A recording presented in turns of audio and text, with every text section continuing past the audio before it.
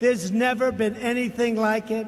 We will be ending the AIDS epidemic shortly in America and curing childhood cancer very shortly.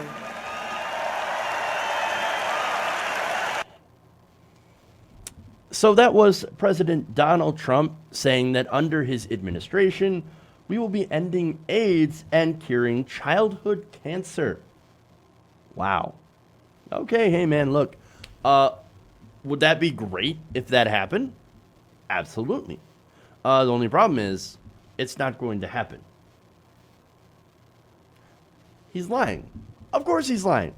And look, there are some elements of truth to that, of course, but main thing is Donald Trump, of course, wants to take credit for the research and for all the stuff that is, and all the medical breakthroughs and things like that that have occurred prior or even leading up to his administration, and take all the credit for himself.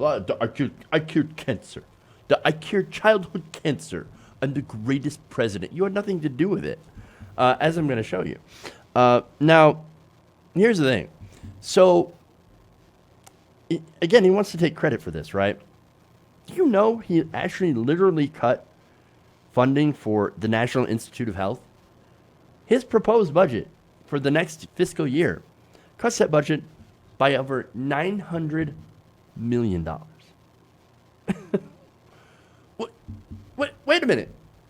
No, we're gonna cure cancer, and we're gonna take on the AIDS epidemic, but we're gonna do it with $900 million less.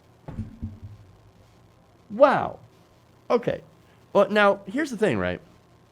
So, look, he said back in the State of the Union, back in February, that he would set about $500 million into research into pediatric cancer over the next 10 years. So it's $500 million for the next 10 years, right? Now, that is in the budget, but at the cost of research to other things. Again, because since he's cutting the National Institute of Health by almost $1 billion, right?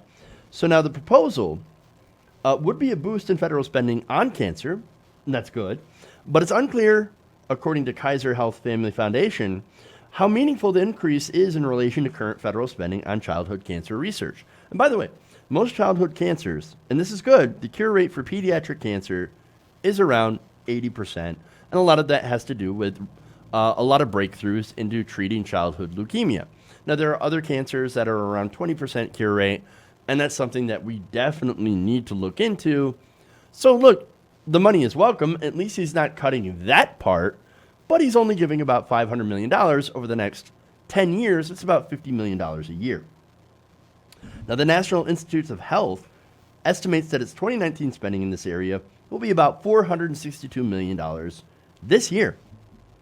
So over the next 10 years, he's giving only $500 million.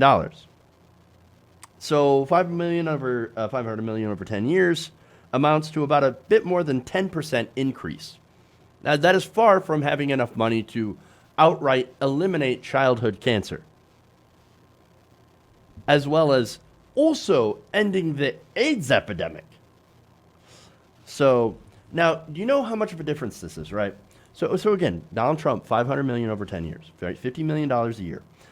President Obama promised $1 billion over 2 years. So that's $500 million every year. Now, that's what he proposed. Obviously, he got a lot less due to Congress and because he doesn't actually pass that legislation. He can propose it, but he can't necessarily pass it. That's Congress's job. So he ended up getting about $257 million each year over the next 7 years, or about $1.8 billion over a total of 7 years, right? So that's, again, adds up to about $257 million a year. Compare that to Donald Trump's $50 million a year, and you can see who's actually more serious about that. And to give a little bit of credit to Joe Biden, which does not happen very often on this show, Joe Biden is a huge proponent of cancer research, obviously for obvious reasons, right? Losing his son, Beau Biden. So now, let's go to HIV. Now, Trump said in the State of the Union that he would end HIV transmission by 2030. Now, the Kaiser Family Foundation says that is doable, but it is a daunting task. there's going to be a lot need for a lot of funding and a lot of action to be done. So now, is the administration really working on doing this, at least to the extent that they could actually hit this goal by 2030? Well, we don't know. Health and Human Services Secretary Alex Azar, who provided details of the initiative after Trump's announcement, said the administration would target viral hotspots by providing local groups more resources. Okay, that sounds great. Using data to track the spread of the disease and creating local task forces to bolster prevention and treatment. All great things, right? Sure. At the time, neither Azar or other federal officials who briefed reporters offered any sort of cost estimates for the program. So if they're not offering cost estimates, i.e. we don't know how much it's going to cost, we don't know how much is needed to actually do what they're proposing to do. So no cost estimate and no actual money that's going towards it. Now, more details on this plan. Cincinnati, Columbus, and Cleveland are among the 57 jurisdictions targeted under the plan. The president unveiled during the State of the Union in January to cut new HIV infection rates by 75% in 5 years and by 90% in 10 years. The president proposed spending about $291 million to kick off the initiative, but without knowing how much it's going to cost, how much effect or impact is that $291 million going to actually have? So that's the question, right? So as usual, it seems like there's not a lot of details in this plan on how much it's going to cost, and not a lot of resources. Again, $50 million per year towards cancer research. I mean, how much is that really going to do? I would love for President Trump to be successful in this situation. Believe me, I do. But he cut funding for research. And he cut funding and also has proposed very little to replace the funding that he had cut for the National Institute of Science and Health. So what is he actually accomplishing? Is he actually going to accomplish his goal? No, but it's a feel-good measure. It's, hey, look at me. I'm throwing a little bit of money at it. I'm doing something, and my supporters are going to believe me. And that's the big problem here, right? Because it doesn't matter what he says or what he lies about or what his real position is.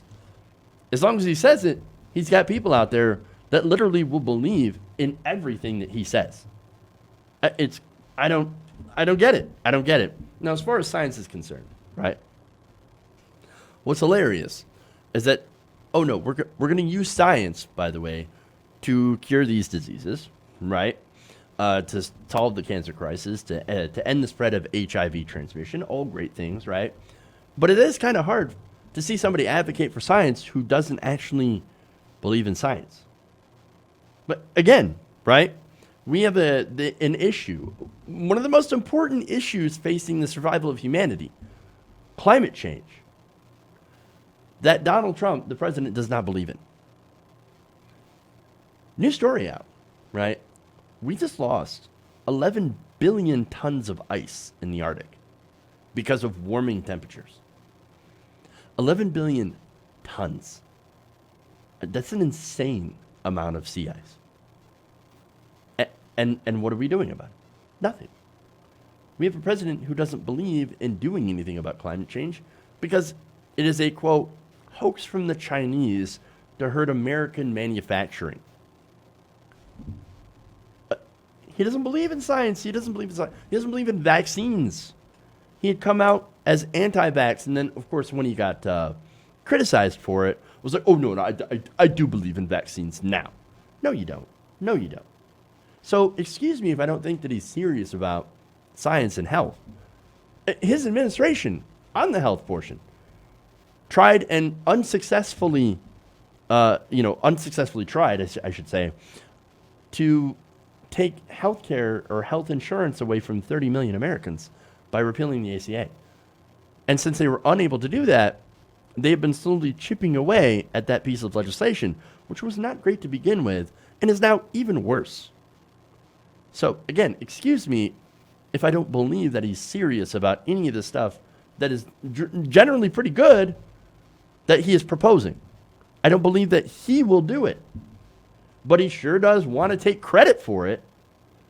And so here we have a terrible person that is pandering to people who unfortunately will believe everything he says. It just makes me think back to when he said, oh, I'm going to take care of the opioid epidemic, right? And there were people around there that believed him. There was a man, Trump supporter, former Trump supporter now, who used to go and play guitar at his rallies during 2016, right, during the election. He lost his son to opioid addiction, right? And he saw that Trump did absolutely nothing to do anything about the opioid epidemic. And so he's like, look, I don't believe him anymore. I don't believe this guy. He's lied to my face. He said he was going to do something. He never did anything. And that's unfortunately what these promises will end up being once again. Because he is a pathological liar of the worst variety. Hey guys, hopefully you enjoyed that free video. Now I'm going to have to ask you a favor. Between the demonetization and the YouTube algorithm messing around with view counts, etc., we're having a hard time adjusting to the new YouTube reality, which is where you guys come in. See, we have a Patreon, patreon.com/TYTNation, set up to help us rely on you guys, the viewers, instead of big corporate ads. Look, you know the show. You know I'm not in favor of big corporations anyway. So help us transition away from relying on the ad model to pay the bills and sign up to be a patron, patreon.com/TYTNation. That goes a long way to help us keep the lights on. And you guys will know that you're supporting independent progressive media.